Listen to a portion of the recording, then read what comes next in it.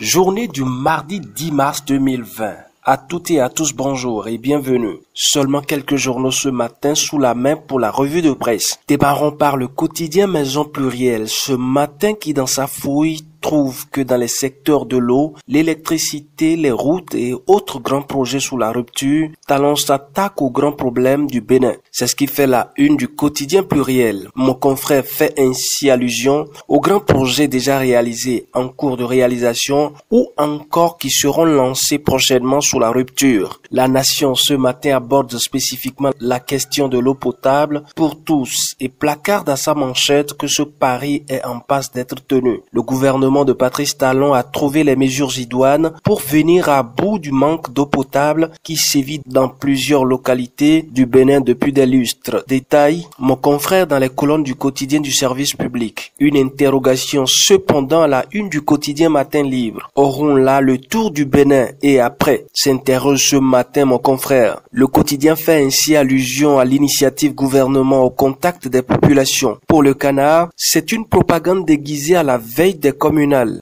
2020 justement. L'affiche du jour informe qu'à 48 heures du dépôt des dossiers, des partis politiques sont en difficulté pour cause l'absence de candidats malgré les mesures prises à divers niveaux dans le cadre de ces élections. Pluriel publie ce matin que c'est une journée décisive pour les partis politiques et quelques-uns sont presque prêts. La Nation va faire alors le constat, mais constate malheureusement qu'aucun dossier n'a été reçu à la Sénat à 48 heures de l'échéance et qu'il n'y a pas de probabilité de prorogation de délai à la Commission électorale nationale autonome Sénat. Le quotidien Le Béninois Libéré semble ne pas être intéressé par ces différents sujets abordés par les canards ce matin. Le quotidien est plutôt intéressé par ce qui se passe curieusement sous le nez et la barbe des juristes de talent. On peut donc lire noir sur blanc les plaies béantes de la rupture et rouge sur blanc comment un maire déclaré illégal par la Cour peut-il autoriser en sa faveur une marche de protestation contre la Cour, s'interroge ce matin mon confrère à la une du quotidien Le Béninois Libéré. Les détails sont à lire dans les colonnes du journal. Pêle-mêle à présent à la morgue du CNHU Hubert Kutukumaga et au siège des Porto Novo, des corps sont en enfer et les agents exposés alertent ce matin le quotidien Matin Libre. Une autre actualité, le résultat du concours de recrutement militaire